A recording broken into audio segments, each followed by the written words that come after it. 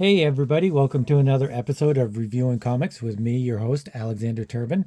This week we're going to be going into the Miami Mice comic, a rip-off Press Inc. comic company.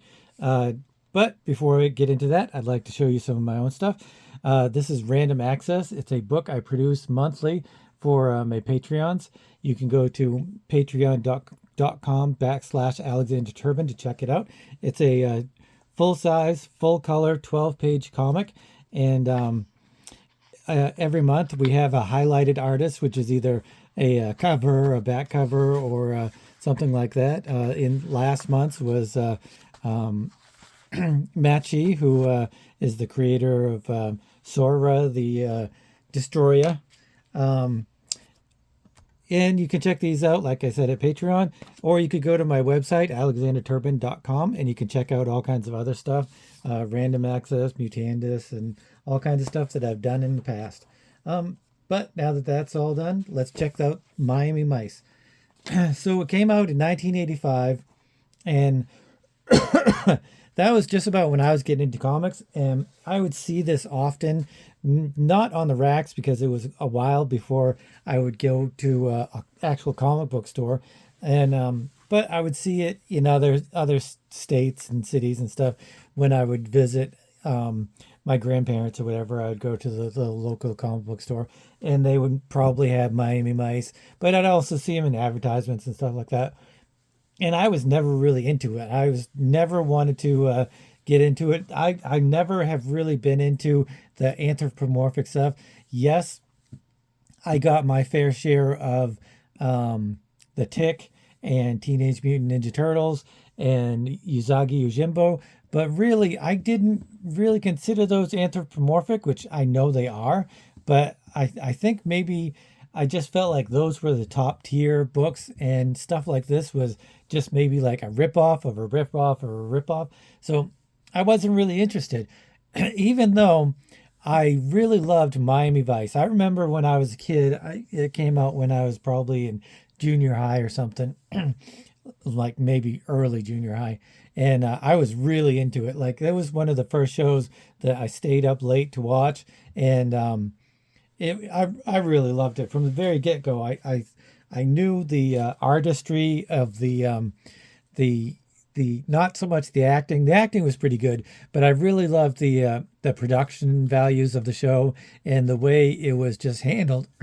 I still feel like Michael Mann is a brilliant director and creator. So I really loved Miami Vice, but I wasn't really into this, so I never got it. But I got this like a couple weeks ago, and I read it just recently, and let me tell you, I love it. I think it's the greatest thing ever. I really don't laugh a lot at comics. There's very few where I really think it's actually funny. This is Pencils by Mark Bodie and written by S. Hijack Doberstein. Under the influence of Bodie. And Bodie went on to do some Teenage Mutant Ninja Turtle stuff, and he went on to do some other stuff, in particular for Heavy Metal magazine, which heavy metal is a huge influence in my life. But it really is just Miami Vice if the instead of drugs it was cheese, and you have Stubbo and oh, what's his name, Rocco. It has them in the back. They have like a pin up of the two of them, and it was pretty hilarious that Rocket and Stubbo. It was pretty hilarious that the actor that was Tubbs thought he was the main attraction of Miami Vice, and that he was the big star of the show when really it was Don Johnson the whole time. That particularly made me giggle. So anyway, let's go through the book, and then I'll analyze the art and writing. The mice meet the big cheese. So it is very basic. Miami Vice. There's drug dealers doing a drug deal, and some other bad guys come in and they blow each other up and they attack each other, and then the Miami Mice guys show up, and this made me chuckle at first, not out loud, I'll admit, but it made me chuckle inside because he looks like the chief in Miami Vice, the second chief. I can't remember the actor's name. I love him in Battlestar Galactica too. Um, but he's one of my favorite characters. Two of my favorite things in Miami Vice. Well, there's a few, but the ninja. There's like two episodes where he's a ninja and he has to go and save his brother or something like that. I can't remember. And then there's another one that has about Elvis impersonators, and there's a scene where the Elvis impersonator looks nothing like Elvis, acts nothing like Elvis, but he's just like a drugged out um, street guy, and he's just kind of like oozing emotion. And really, that made a huge impression on me because it was kind of the essence of what Elvis was in my mind. And I just thought it was really fantastic. And the Ninjas episodes with the Chief is really cool. But anyway, I digress. Let's keep digressing. Um, so you got the Chief and you got the Miami Vice, and they're overlooking the crime scene and everything. And they have to go out and get the cheese, which is cheese, drugs. Um, so this is the the second thing that made me laugh is they're passing through the sex district, and one of the sexy mice says, "Hey, you in the Maserati," which was just kind of funny, I thought. But so they're going through the district or whatever, and they're going to find a snitch, which always happens. I mean, every episode of Miami Vice is pretty much the same. So every issue of Miami Vice is probably going to be the same, and I love it. So they find the informant, and he tells them where some stuff is, and so they this part really made me laugh. They're talking about I'll just read it. Well, we got some time to kill until Sunday. Maybe we should go for a boat ride with the radio blasting. And then he says, "Sounds good, pal. The plot line was getting a little thin anyhow." So then the next page, there you see the boat and it's zipping by, typical Miami Vice style, and this made me laugh like crazy. Who's blasting that goddamn music? Anyway, I thought it was hilarious, and I still think it's hilarious. I don't care what you guys say. um, so they're in their boat, and then they come back, and then there's some kind of big cheese dealer, and I don't know. The plot is so thin, it's like they say, that it doesn't even really matter. There's this club, they go to this nightclub, which is, I'm going to get into the art later. And you've got Stubbo and what's his face, and they're just doing their Miami Vice stuff, and then out of nowhere people just start shooting the nightclub up, and it's just like gun scenes everywhere, just like in the show, and it's fantastic. So the one that the girl that they were looking for escapes, and she takes off, and he's like not Stubbo, but the heck's his name? Why can't I remember his name? And it's even right in the back too. Rocket. Why can't I remember Rocket Crockett? Tubbs. But anyway, so he hands her his card to for her to contact him if she finds the head cheese maker or whatever. But they find him anyway, and they break in. Freeze, Miami Mice. So they break into the drug dealer's den, and they are going to arrest them. But then out of nowhere, there's these other cheese wanting bad guys come in, and there's just another firefight, and there's guns blazing everywhere, and it's just lots of coolness. And so after that, Stubbo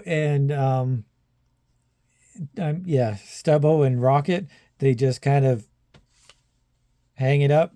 They've killed everybody, and the chief is like, "You killed more people than the cheese would have," that was always a big thing in the Miami Vice show, was there's more violence in one episode than like 10 years in reality. So that was the main story, and then there's kind of a backup, which is Scarface, which is basically Scarface meets Miami Vice, and he's just kind of addled out on drugs. Funny story, I've never actually watched Scarface. I've watched the very beginning, and I just kind of thought it was kind of uh, unneeded, violent show. Like my favorite director is Martin Scorsese, and my favorite movies are like Goodfellas and Casino and stuff like that. But there is a sense of artistry in all of Scorsese's films that I did not feel was prevalent in Scarface. So I kind of just maybe I'll try it again, but I really kind of feel like it's just a violent drug um, movie that doesn't really have any other kind of qualities. Isn't it supposed to be a retelling of a Shakespearean thing? Let me know anyway. Any fans of Scarface, let me know and try to convince me that Scarface is really better than I think it is. But anyway, this is Scarface, and he's being introduced to the Miami Mice undercover, I guess, and they want to make a deal, but he's like, "No, I'm gonna just crazy," and or they do start to make a deal or something. So they're gonna swap cheeses, and they're driving away, and it just ends up to be another big firefight, which is pretty cool. So there's just more of that, and then uh, just more gunfights. It's more Scarface gunfighting, I guess, and it just kind of ends with lots of deaths, which is cool, and then a couple pinups of Stubbo and Rocket, which is awesome, and the Chief, and then here's like a little one-off pager, and then the back cover is really nicely created, nicely rendered, and nicely colored. So the writing is it made me laugh. If you ever read a comic book and it makes you laugh intentionally, I would give that a 10 because humor is the hardest type of writing. And I personally cannot write humor at all. And I've tried several times and I'll try again. But it's really one of the most, if not the most difficult thing to do in any kind of medium is humor. So I mean, you can't take away from the writing. Everybody has voices, just like Miami Vice. Stubbo is even has kind of a surly, streetwise attitude, and Rocket is just kind of sure-footed, just like Crockett. I mean, their characters are dead on as far as the writing. That I mean, the Chief doesn't say hardly anything, and he's just like a badass that sits there and looks at you, and you're just like, okay, I'm gonna do what this guy says. And I mean, just the dialect of a a Florida Miami city is like the criminal underscene is really awesome. And like I said, the humor in this is really hilarious. I love it. And it's just great. It's just great. I mean, the plot is thin, but it knows what it is, and it almost breaks the fourth wall and just says what it is to you.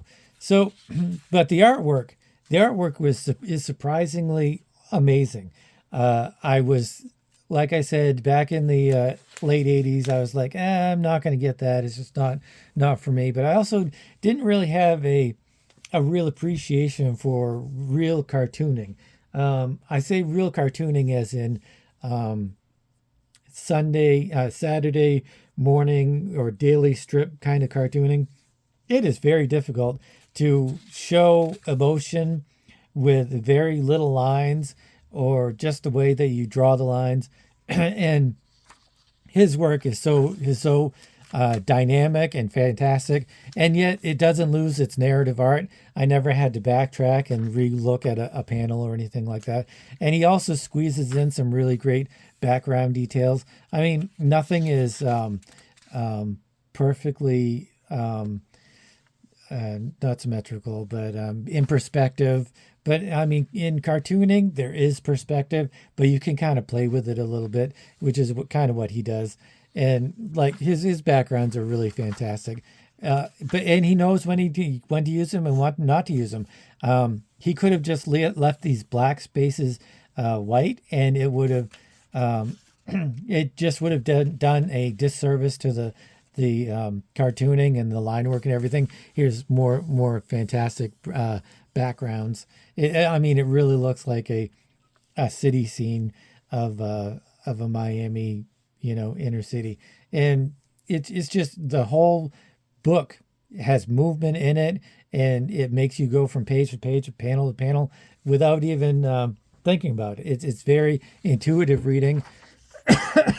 There's a great variety in the amount of panels he'll use. He'll use like 3 panels here and 6 panels here. So he'll use a really a great variety of panels, which is really fantastic. And I love this. And other than the funny part, I love the setup, the design. I mean, you've got this huge pelican or whatever kind of bird, and I know that's part of the joke. And this zooming speedboat. I wonder if he used some reference on this. I kind of think he must have used some reference on the cars and on the boats, which really would have really hyped up the authenticity of the book, which is really fantastic. So and all of his characters are, they're different. I mean, they're the same. They're all mice. They're all rats. So they all have a similarity, but they also have a little bit of a difference just to add to the character and the subtleties of the inner workings of each character. And here's some more fantastic backgrounds. It's got great lighting. Yeah, I mean, you've got the foreground, which is totally dark, and then you've got really great shading. And it's not like really intricate, small, with lots of shading. It just, he knows where to put it and how to put it, and it's just fantastic. Another one of the things I don't know if I love it or don't love it or what it is, but these panel borders are open, and usually I really like open panel borders on 1 or 2 of the panels that are on the page. It's kind of like a Frank Miller technique that I have always really loved, but it almost looks like it was not finished at the printer. Like, why have the panel borders open like that? It's very interesting, but it certainly doesn't detract from the reading experience, and it opens up because there is a lot going on each panel and each page. So maybe he's just saying, give your eye a break a little bit. You don't have to squint into looking at into each panel. Just let it breathe a little bit and just have fun with it. And it doesn't have to be all dark and gloomy, which is, I think, the greatest thing about this book, is that it knows what it is. It doesn't take itself seriously, which of course you're going to do with a humor comic like this, but it does it in a way, almost a Deadpool kind of way, where it knows what it is, like I said, and it's not going to try to trick you into thinking that it thinks it's something that it's not, which is one of the great things about it.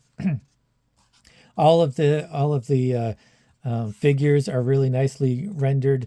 Some of them have these little wobbly legs and some of them don't. The women are fully materialized, I guess you would say, which is really cool. And the action scenes are chaotic, and I mean, they are what they are. They're gun battles, they're shoot 'em ups, and you're not going to look too much into it. It's just crazy, chaotic, and it's really fun to read and fun to watch. It goes with the story. If it just came out of nowhere, then it wouldn't make any sense. But it's completely chaotic, and they reference how much violence there is in the book and how much there is in the show.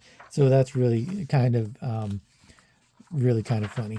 So anyway, I was really, really completely surprised about how much I enjoyed this book. I really didn't think I was going to like it much. I kind of read it, went into reading it like I was going to maybe pan it a little bit because it wasn't my thing and it wasn't really what I was looking for. But yeah, I was very pleasantly surprised, and I think it's a great book. And I would give this a solid 9. I'm going to give it a 9. Um, don't know why I wouldn't give it a 10. I guess something has to really be spectacularly awesome to get a 10. Um, but this is definitely a solid 9, and I would definitely recommend it to pretty much everybody. And if you have a love of Miami Vice, then I would definitely get it because it is pretty hilarious. But thanks for watching. And if you guys like this kind of content, please consider subscribing and hitting the notification bell. And let me know in the comments whether you like Miami Vice, Miami Mice, or Scarface, or if you are like me, a Scorsese snob, and you just can't get into the Scarface thing. But anyway, again, thanks for watching, and I will see you guys next time. Have a good one.